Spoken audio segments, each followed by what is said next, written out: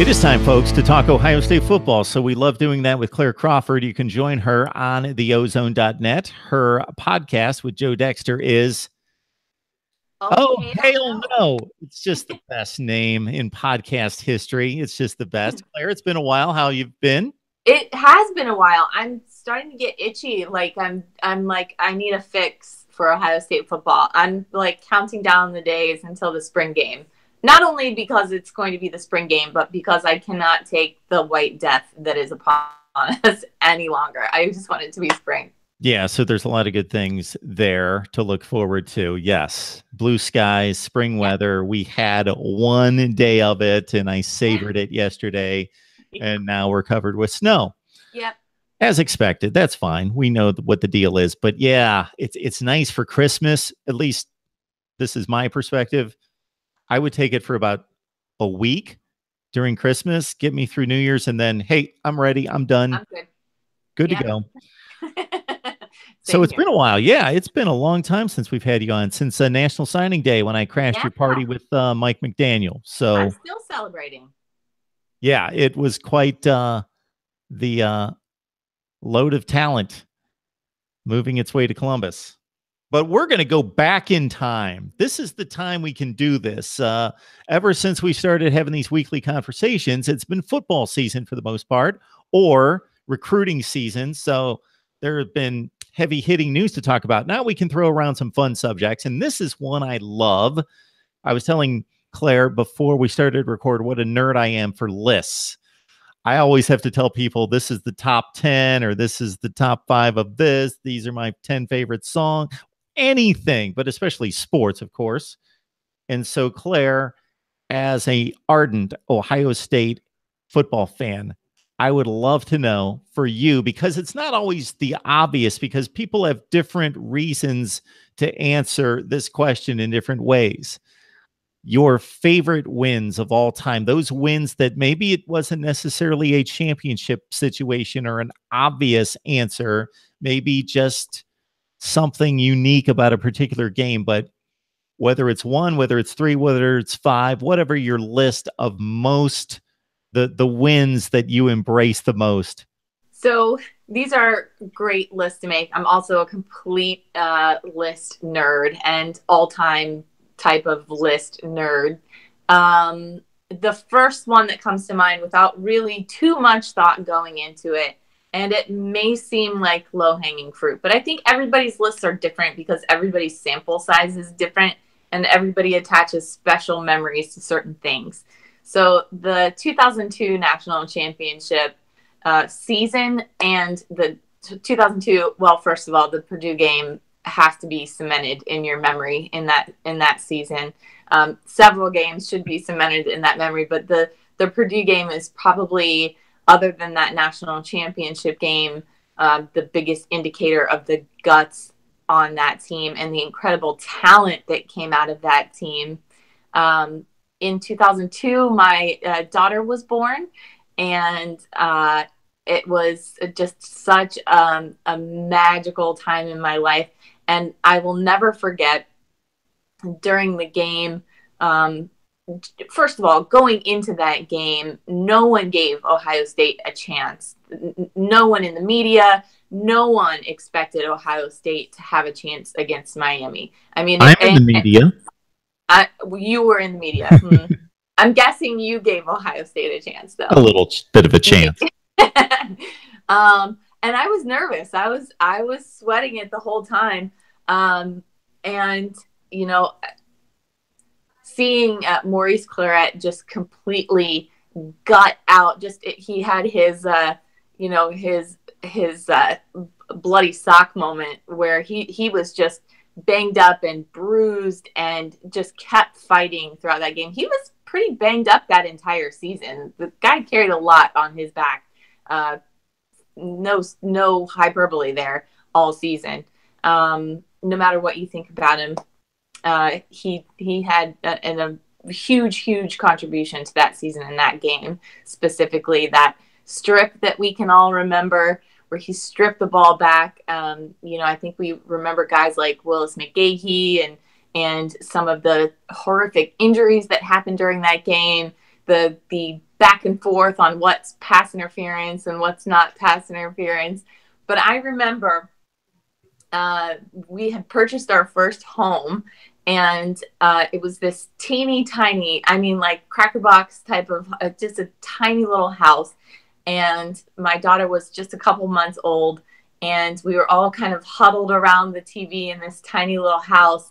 And in overtime, when the Buckeyes sealed the win with the interception, we jumped so high and so loud that our knuckles scraped the ceiling in this tiny little house. We were so excited. It was just a really cool moment, and I just felt like my kiddo was destined. She had something to do with it somehow. So bless her heart for winning a national championship for Ohio State for the first time in 34 years at the time. So this is what I remember from that game in terms of the actual action on the field, besides all the obvious things, the pass interference at the end, which I claim, I understand Miami fans are upset about it and would continue to be upset, and I would be upset if I was in their position. I get it, but I think a distinction can be made here. Actually, the proper call on the play would have been holding, which would have had basically the same result. Because if you watch the play, Gamble comes off the line, the defensive back grabs him and holds him. And then the ball comes and Gamble blows the catch, and there's hit in there together. And I think it was a clean play in terms of the portion where the ball was in the air and was broken up. But prior to that, the defensive back is holding him. He's got both hands on his jerseys and he's holding him.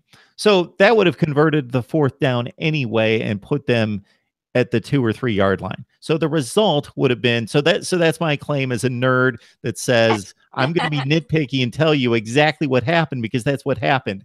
This is what, Claire, most people don't remember about this game is the previous possession.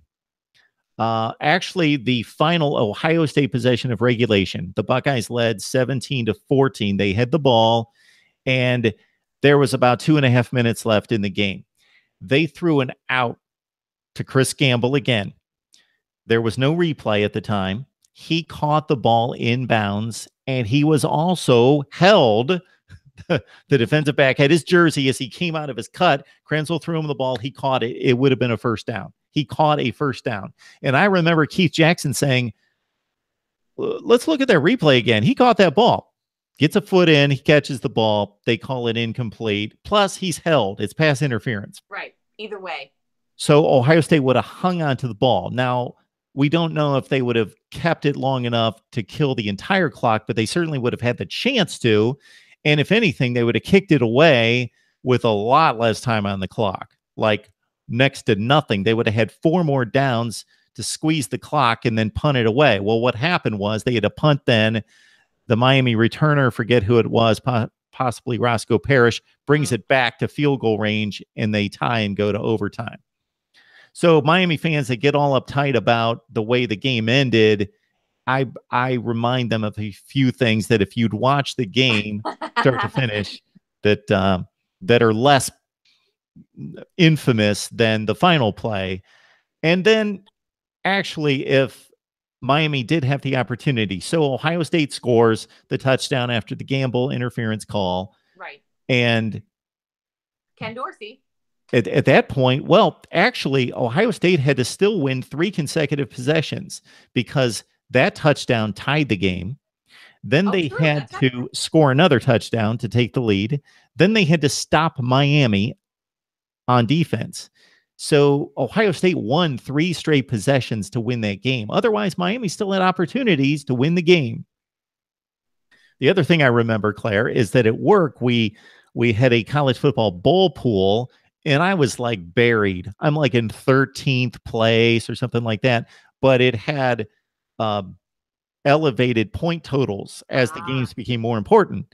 And all 12 people ahead of me picked Miami to win. So I went to the top and won like $500. Oh my gosh. And then super lucky. The other thing I remember is that it being early January, I live in Connecticut, and the power goes out like Friday afternoon. And you know that happens in maybe once every 5 years and you don't know how long it's going to last. And I'm like thinking of all sorts of alternate plans, got to load up the kids and the whole family in a car and drive to a hotel somewhere, whatever I need to do. But fortunately, we got the power back and the TV back on to watch the game. Good. Then my last unique, I have tons of memories of the game, but they're the same memories that everybody else has. But the other unique memory would be I'm up the rest of the night, as I typically am, Of course. Like every night. I was going to say during college football championship games, but no, this is pretty much every night. But I'm up on the phone, I'm talking to friends and that sort of thing. And I'm watching the ESPN bottom line scroll, and it has listed the wrong date, the wrong year of Ohio State's previous national championship game. It says Ohio State wins first national championship since, it said like 1928 instead of 68. 68, yeah. So I saw this scroll, I don't know how many times before I finally picked up the phone, called work, and said, you need to get somebody on that bottom line. Some PA is going to lose their job. Absolutely.